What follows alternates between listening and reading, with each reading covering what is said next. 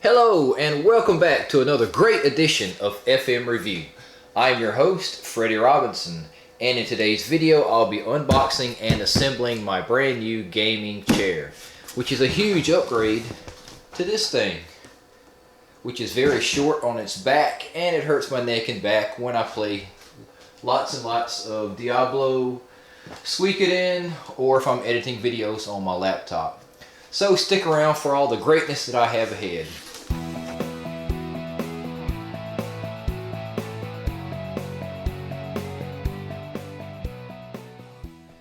Here you can see my current chair that I use at my desk and when I do my gaming. Long periods of time I'm just uncomfortable because of the height of the back. It doesn't support my neck, upper back, head. And so over time just fatigue sets in and it just hurts. So I did a lot of research and I found a racing chair with a high back. This one is by Neader, Neader. I'm going to see how well it turns out as an alternative.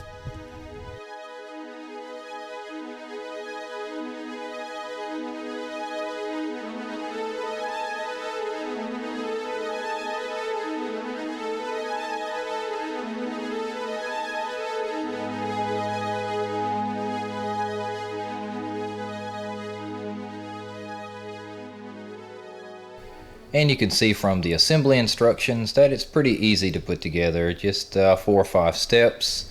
And here you can see what all is included inside the box. You get some pads for your lumbar and your neck. You get the armchair rails. You get the spindle, I guess, sort of like where the wheels are and where the rod, I guess, for lack of better words, includes in. You got the wheels, you've got the assembly for the tilt and the raise, you've got the bottom of the chair, and then you have the back of the chair. And you can see that it looks pretty comfortable. I felt it. It's got some padding in it. And at any rate, it's a whole lot better than my current chair, which is definitely wore out and broken. The first step is going to be locating 4 screws in the bag that attaches the base of the seat to the back of the seat.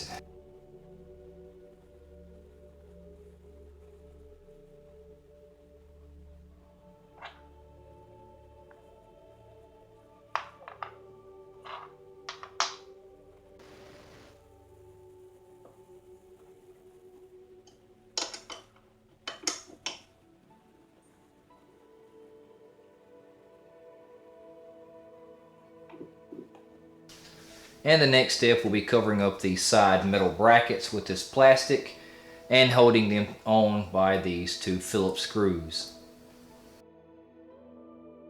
Step 3 will be placing this hardware on the bottom as well as the 2 armrests on each side using the remaining 8 screws or bolts in the pre-drilled holes all along the bottom of the seat.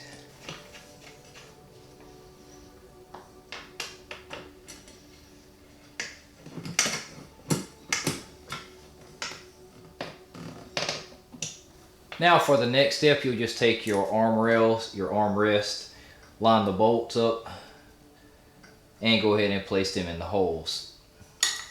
I can foresee this being an issue with one person doing it because you're going to have to hold the bottom of the seat up and attach those. Alright, now all I have to do is break a sweat and tighten these bolts down, and I'll have the bottom assembly done, and then I can go on to the next step. But I would like to let you know that I have found that these bolts are either too big for the pre-drilled holes, or when you put them in, and I was very careful because I like this chair, I spent my own money on it, I don't want to mess it up, I cross-threaded them because of the way that it's designed with this felt cover on the bottom covering up the holes.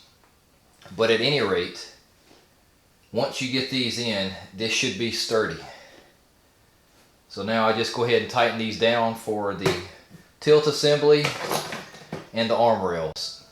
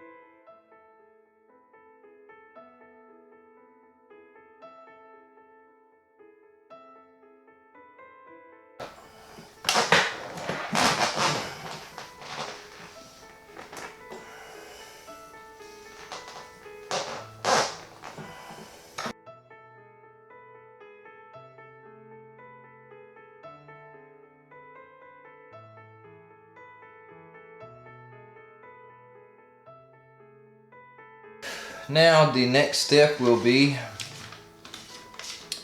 assembling the star-shaped base for the wheels and the rod that goes into this tilt mechanism. I hope that it's a lot easier than what I just finished, because I technically could use a break right now.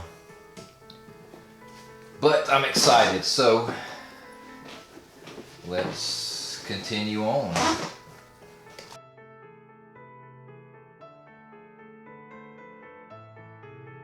They snap into place way easier than those screws. Look at that. I've broken a sweat tightening down those bolts.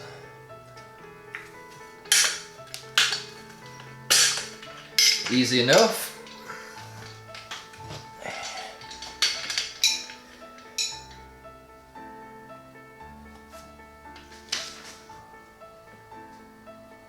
So this just sets in place. Nothing holds it, it just sits there. The next step is just put that on top of that. Not the easiest step either, along with everything else of putting this chair together.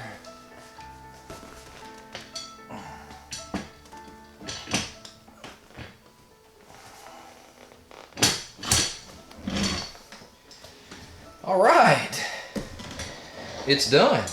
The lumbar support goes first, through there,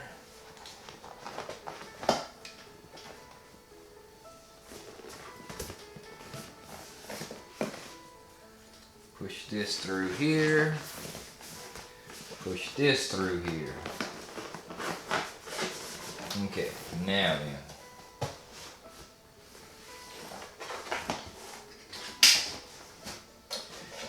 Just so you can see what's happening, I push this through the bottom space on the seat. These are elastic. They go through, pull, and strap in place. Place one through and place two through. One thing I wish is that these arms would go up and down like the ones on my existing chair. Same thing with them going in and out. I wish this one had it. The picture that I saw online showed that it had some type of a 3D movement for these arms, and I don't see that. How tall is this back? That's the main reason I bought this chair, because the height of this back versus the height of this back. 33 inches. Now I'm about to check it out.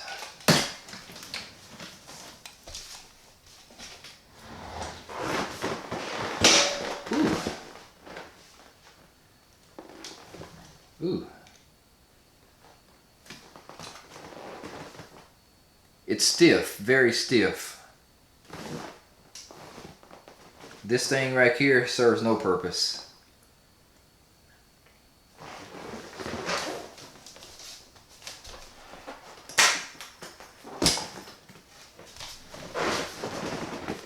A little bit better. I like that. That's better.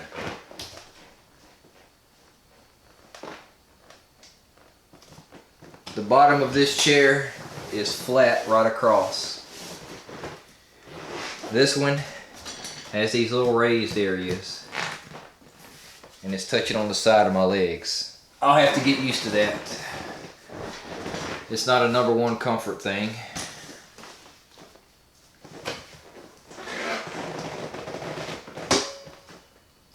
Now I can see this may come into play. If I'm tilting back, it might help. Oh yeah, never mind. This might actually have a purpose. Maybe I was misusing it. So let's see if I go across the back of it like this.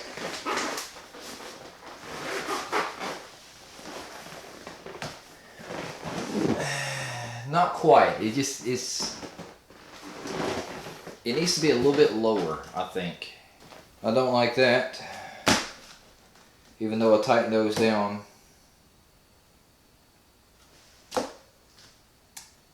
I don't like that.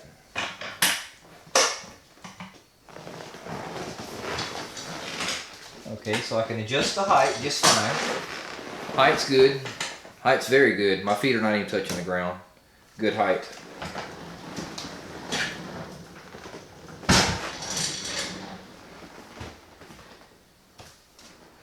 So yeah, I'm sitting here, my feet are dangling, so I like that about it.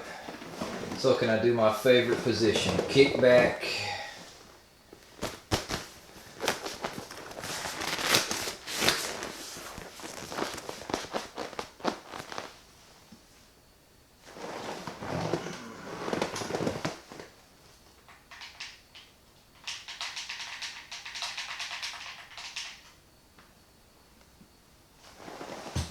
That seems to be okay. Now let's see what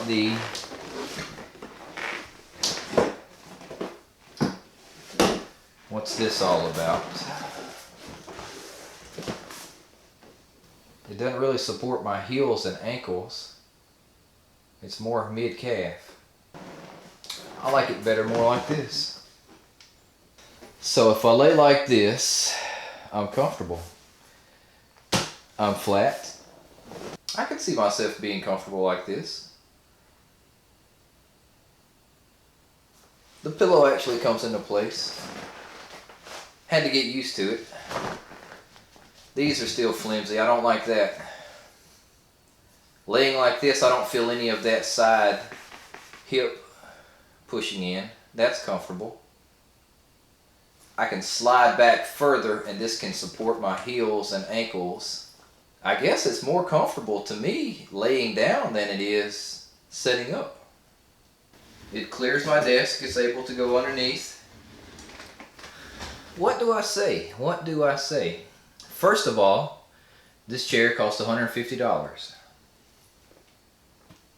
With that being said, I shopped around all the local stores, furniture stores and office supply stores that had chairs that would go into an office. I would like to have a luxury, high back, almost reclining type office chair. But none of them had the height clearance that this one does. So I'll definitely give it a 10 on the height clearance. That's perfect. That's exactly what I wanted. The comfort level, I'm going to go with a 7. On the positive side of comfort, laying back is great. I like it. Sitting up, this little pillow takes a little bit of getting used to. This little side hip area gets used to. I don't like these arms. They don't secure down. They're not tight, and they're not moving in any way. The pull-out leg rest is